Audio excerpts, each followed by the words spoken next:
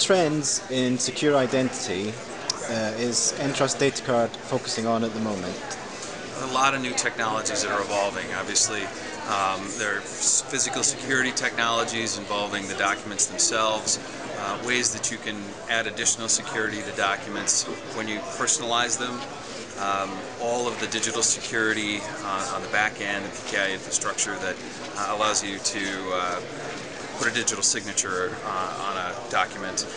All those technologies are evolving and their use cases are broadening, and so you're seeing identity being used as a transaction device, identity used to gain access to additional privileges beyond what you would necessarily think of as an identity privilege. So it's the evolution of the market and the technologies that are driving broader uses in e-government and other applications. Can you explain the concept behind mobile smart credential? So mobile smart credentials, a lot of people here are talking about mobile credentials. It's probably the most common topic that we've heard here at the show.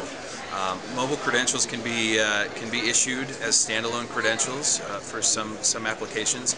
Typically, when Entrust Datacard thinks about a mobile credential, we'll think in terms of using a mobile credential in conjunction with a physical credential. So there's going to be a secure identity document that's been generated. You can use that secure identity document to then derive a mobile credential so that you have the same levels of security using a mobile device or a physical credential. But we see the connection between the two as something that's going to continue to be relevant for quite some time. Do you think that physical ID will eventually all become digital? I don't. To the same as we talked about earlier, I think that mobile identity is going to be an enhancement, is going to be an extension of most identity programs, and I think it's certainly possible that at some point digital identity will be the only technology, but not in the foreseeable future. I think that passports are going to continue to have a similar form factor. They're evolving from a technology standpoint, and identity credentials and documents are still going to have a physical presence. How do you see the US government market evolving over the next few years? It's interesting.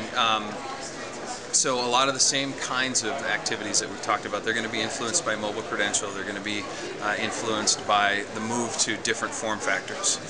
I think, though, that especially in the U.S. market, when we think about driving licenses and when we think about sort of city-level, state-level applications, the physical credential is still going to be very important. So, again, I see sort of a supplementary move to mobile credentials and convergence of technologies. But it's going to be driven by how those credentials are used and not necessarily by the technology form factor in which they exist.